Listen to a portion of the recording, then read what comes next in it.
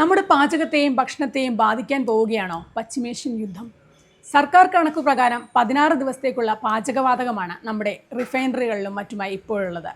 അമേരിക്കയും യുദ്ധക്കളത്തിലിറങ്ങിയത് യുദ്ധത്തിൻ്റെ മാനം മാറ്റിയിട്ടുണ്ട്. കൂടുതൽ കാലം സംഘർഷാവസ്ഥയും അനിശ്ചിതാവസ്ഥയും നീണ്ടു നിൽക്കാമെന്ന വിലയിരുത്തലുകളുമുണ്ട്. ഇതിനെല്ലാം ഇടയിൽ LPG വിതരണം തടസ്സപ്പെട്ടാൽ ആദ്യം ബാധിക്കുന്നതും ഏറ്റവും കൂടുതൽ ബാധിക്കുന്നതും ഇന്ത്യൻ അടുക്കളകളെയായിരിക്കും. രാജ്യത്തെ വീടുകളിൽ ഉപയോഗിക്കുന്ന ഗ്യാസിൽ 66% അഥവാ 2/3 പശ്ചിമേഷ്യയിൽ നിന്നാണ് വരുന്നത്. ഇറാന്റെ ആണവ കേന്ദ്രങ്ങൾക്ക് നേരെയുള്ള US ആക്രമണങ്ങൾ പശ്ചിമേഷ്യയിൽ നിന്നുള്ള എണ്ണ വാതക വിതരണം തടസ്സപ്പെടുത്തിയേക്കുമെന്നാണ് സൂചന. കഴിഞ്ഞ 10 വർഷത്തിനുള്ളിൽ ഇന്ത്യയിലെ LPG ഉപയോഗം ഇരട്ടിയിലധികമായിട്ടുണ്ട്. 33 കോടി വീടുകളിലാണ് നിലവിൽ ഗ്യാസ് കണക്ഷൻ എത്തിയിരിക്കുന്നത്. പ്രധാനമന്ത്രി ഉജ്ജ്വൽ യോജന പോലുള്ള പദ്ധതികളാണ് ഇതിന് സഹായകമായത്. അതേസമയം പൈപ്പ് വഴിയുള്ള പ്രകൃതിവാതകം അഥവാ PNG 1.5 കോടി വീടുകളിൽ മാത്രമേ നിലവിലെത്തിയിട്ടുള്ളൂ.